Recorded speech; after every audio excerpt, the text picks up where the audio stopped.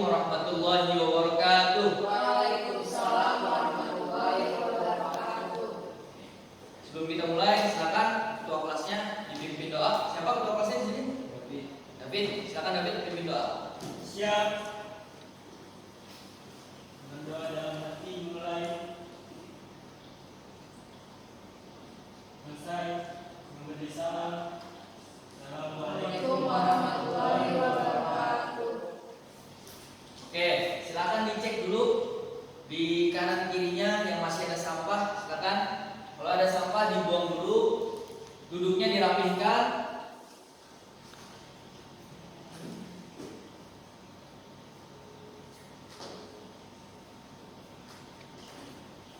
Oke, Bapak absen dulu ya. Sebelum kita mulai, Bapak absen. David Hadir. Jakwan, Hadir. Ulfi, Hadir. Arah mana? Izin. Oke, ada izin. Ifrom minggu lalu kemana kok? Kok nggak masuk di pelajaran Bapak? Sakit ya? Oke. Gilang. Hadir. Kabarnya anak-anak? Alhamdulillah baik. Oke. Kalau Bapak tanya gimana kabarnya seperti biasa, jawabnya adalah Alhamdulillah luar biasa. Gimana kabarnya anak-anak? Alhamdulillah luar biasa. Allahu Akbar. Kurang semangat. Ditambahin lagi nih. Alhamdulillah luar biasa bersama Bapak Aldi. Allahu Akbar. Oke. Ya. Gimana kabarnya anak-anak? Alhamdulillah luar biasa bersama Bapak Ali. Allahu Akbar. Oke. Oke, minggu lalu kita sudah membahas materi tentang zakat. Kita sudah membahas tuh tentang zakat. Kira-kira kemarin minggu lalu ada 2 macam zakat.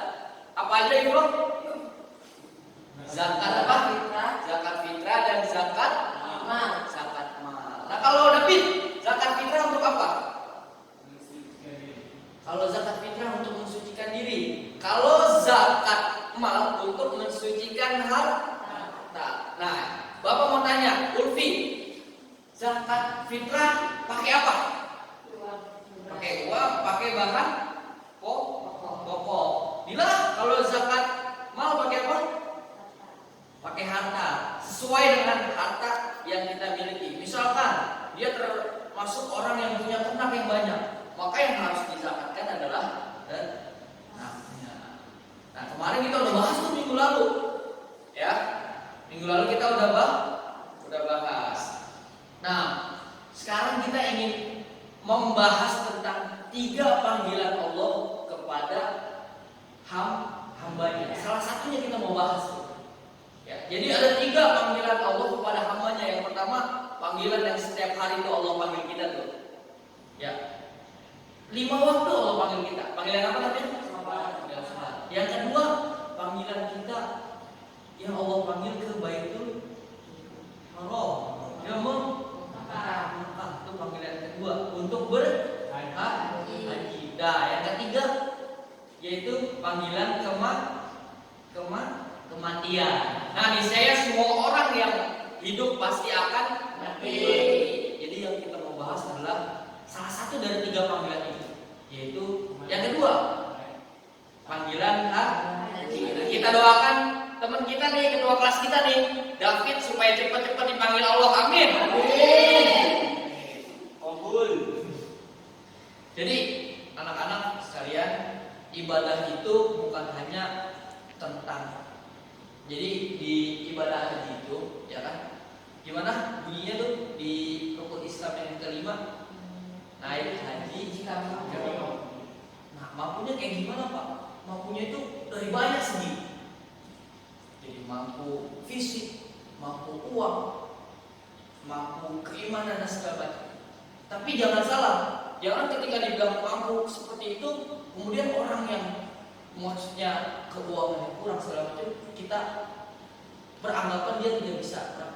Karena ternyata ada kisah seorang kakek-kakek, seorang penjahit yang perharinya saja dia sedikit dapat uang, tapi dia mengumpulkan uang selama selama 27 tahun. Akhirnya dia bisa berangkat. Dan berangkatnya dia itu pada umur ke 67. Tapi di luar sana banyak juga orang-orang yang eksekutif, para pembisnis besar yang mendapat uangnya itu per bulan sudah juta, per bulan sudah ratusan juta, bahkan miliaran, sampai dia mati, sampai dia wafat, dia belum pernah menginjakkan kakinya ke Baitul Haram. Karena apa? Karena orangnya belum mendapatkan hidayah untuk pergi. Pada kesempatan kali ini kita akan membahas yang tadi kita bahas tentang haji. Jadi kita akan membahas apa itu haji, kemudian rukun-rukunnya apa, syarat-syaratnya apa, wajib haji itu seperti apa. Nah, kita akan bahas itu pada kesempatan kali ini. Nah, sebelum kita masuk, Bapak mau nanya dulu nih dari teman-teman, dari anak-anak sekalian, kira-kira udah ada yang tahu belum haji itu apa sih? Ada yang tahu haji itu apa? Ketua kelas? Ibadah. Haji itu ibadah. Cakap tepuk tangan dulu buat ketua kelas. Ada lagi. Haji itu apa? Ulfi? Mengunjungi kota Mekah. Haji itu mengunjungi kota? Ya. Tepuk tangan dulu Ulfi. Semuanya kita terima, kita tampung. Apalagi? Ayo, siapa lagi yang tahu? Ifro, apa? Wukuf di Arafah. Wukuf di Arafah. Ayo, tepuk tangan lagi buat Ifro.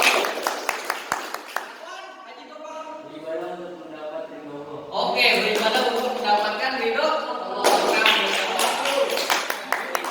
Definisi yang tadi kalian sebutkan itu semuanya benar, cuman belum lengkap. Jadi haji itu secara bahasa adalah haji, yang berarti bersengaja atau mengunjungi, berziarah ke. Nah, kalau secara istilah haji itu adalah sengaja mengunjungi Ka'bah. Untuk apa? Untuk mengerjakan ibadah yang meliputi tadi yang Ibu sebutkan. Ada tawaf, ada sa'i, ada wukuf, dan ada yang lainnya. Untuk memenuhi perintah Allah Subhanahu wa taala dan mengharapkan ridho Allah Subhanahu wa taala dengan waktu yang telah ditentukan. Jadi haji ada waktunya. Nggak bisa setiap tahun orang haji, nggak bisa setiap bulan orang haji. Gimana hukum haji? Ada yang tahu nggak hukumnya berhaji itu gimana? Wajib, Pak. Wajib, oke. Jadi wajib bila waktu. Jadi hukum berhaji itu fardu ain, fardu ain bagi seluruh muslim yang mukallaf dan yang mampu melaksanakannya. Sekarang silakan buka Quran surat Al-Imran ayat 97. Udah dibuka? Silakan Ulfi dibaca surat Al-Imran ayat 97-nya. A'udzu billahi minasyaitonir rajim. Bismillahirrahmanirrahim. Walillahi 'alan nasi hajjul baiti man istata'a ilaihi sabila. Wa man kafara fa innallaha ghaniyyun 'anil 'alamin.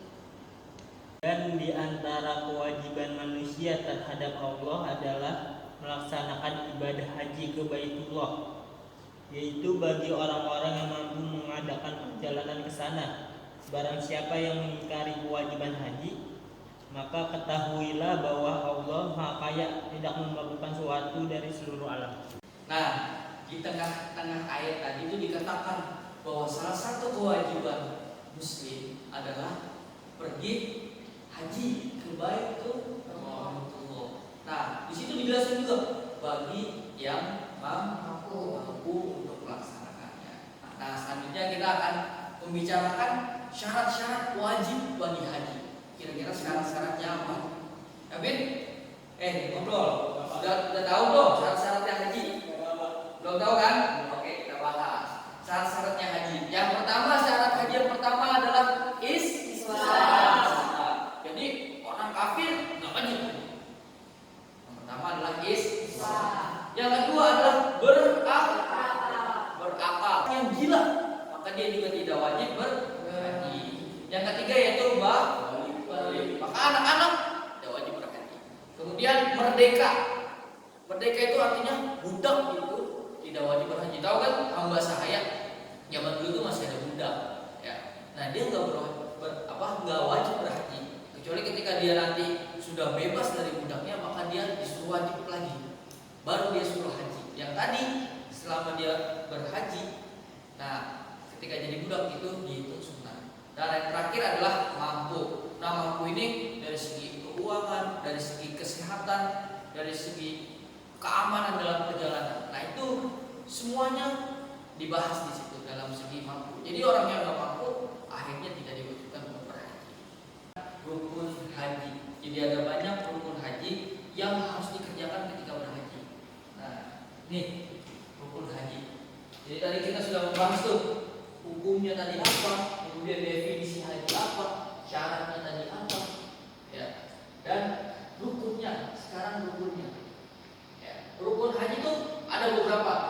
Ada ihram, ada wukuf, ada tawaf, ada sa'i, ada tahallul, dan ada tertib.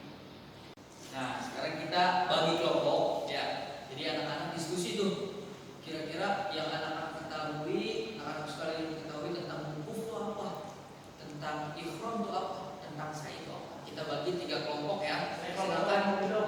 Apa? Saya kelompok mimpi. Kelompoknya sama Ulfi. Ya. Oke, berarti nanti pindah sana ya. Oke. David kelompoknya sama Ulfi. Bila sama Ifro. Jakon sendiri ya. Oke, nggak apa-apa, Jakon sendiri. Nah, di situ sudah ada soalnya. Silakan diisi. David bagiannya apa? Di situ ada Ifro atau apa. Jakon juga silakan diisi, didiskusikan 5 menit saja. Nanti setelah itu silakan presentasi. Oke, sudah selesai diskusinya. Sekarang silakan anak-anakku sekalian untuk mempresentasikan hasil diskusinya. Apa itu definisi-definisi dari tadi rukun haji yang tadi sudah kita tentukan. Silakan kelompok 1 Ulfi dan juga David, silakan untuk presentasi maju ke depan. Kali ini saya ingin menjelaskan definisi ihram. Ihram merupakan keadaan di mana seorang sudah meniatkan hatinya untuk melaksanakan ibadah haji. Yaitu proses mengistirahatkan diri untuk mengoptimalkan kembali fungsi rohani dan jasmani. Oke, tepuk tangan dulu buat teman kelompoknya. Silakan kelompok 1 untuk duduk kembali. Sekarang kelompok 2 Ifro dan Dila, silakan maju. Adalah kegiatan mengelilingi Ka'bah sebanyak 7 kali. Salah satunya amal ibadah yang dilakukan oleh manusia pada saat melaksanakan haji dan umrah. Tawaf hanya dilakukan di Masjidil Haram. Sa'i merupakan salah satu rukun umrah yang dilakukan dengan berjalan kaki bolak-balik 7 kali dari Bukit Safa ke Bukit Marwah dan sebaliknya. Oke, tepuk tangan buat kelompok 2. Dan untuk selanjutnya kelompok 3 Jakwan, silakan maju. Tahallul adalah diperbolehkannya kembali jamaah melakukan apa yang dilarang saat ihram. Simbol dari tahallul yaitu minimal memotong rambut sebanyak 3 helai. Dan tertib ialah mengerjakan semua rukun haji sesuai urutannya dan tidak boleh ada yang terlewat. Oke, tepuk tangan untuk ya, Jakwan. Tangan duduk lagi Jakwan. Sudah presentasi tadi, sekali lagi kita tepuk tangan untuk semuanya. Duduk. Oke, sekarang ada yang mau ditanyakan nggak? Ada yang mau ditanya? Oh, Saya Pak. ya, silakan. Banyak Pak. Tadi kan salah satu syarat wajib haji adalah balik Pak. Betul. Nah, bagi anak-anak yang sudah berhaji itu gimana? Oh, jadi yang David tanyakan, kalau anak-anak pergi haji, dia udah pasti belum balik, terus sudah pergi haji. Ya. Gimana tuh hitungannya? Nah, ini buat semuanya ya. Ingat nih, ketika masih kecil, belum balik, tapi dia udah berhaji, maka hajinya hitungannya sunnah. Nah, ketika dia sudah besar nanti, sudah balik, dia disuruh diwajibkan haji lagi. Jadi yang tadi ketika anak kecil itu berhaji itu hitungannya sunnah, bukan wajib haji. Sama kayak orang yang tadi Bapak bilang sebagai hamba sahaya, sebagai budak. Dia hitungannya sunnah ketika dia budak dan pergi haji. Tapi ketika dia sudah merdeka, maka dia diwajibkan untuk haji lagi. Gitu ya, jelas ya? Tidak ada lagi? Oke, kalau nggak ada lagi, nah mudah-mudahan anak-anak sekalian mulai dari awal tadi Bapak jelaskan definisi, kemudian hukum, syarat, rukun dan sebagainya macamnya ngerti, paham. Alhamdulillah. Nah, jadi pada pertemuan selanjutnya ya Bapak kasih tugas dulu sekarang untuk pertemuan selanjutnya. Silakan teman-teman, anak-anak sekalian menghafal ayat yang tadi dibacakan oleh teman kita, saudari Ulfi. Tadi ayatnya berapa nih? Ayat berapa?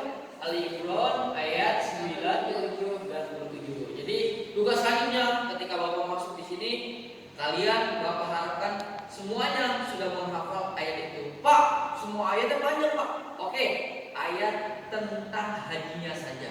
Sepakat? Oke, sepakat. Materi selanjutnya kita minggu depan setelah anak-anak sekalian store hafalannya, kita akan membahas tentang kurban dan akikah. Kurban dan akikah. Kira-kira anak-anak udah tahu belum sih kurban itu kayak gimana? Ya, yang boleh dikurban itu hewan yang seperti apa? Ya, jangan-jangan David besok mau kurban ayam lagi.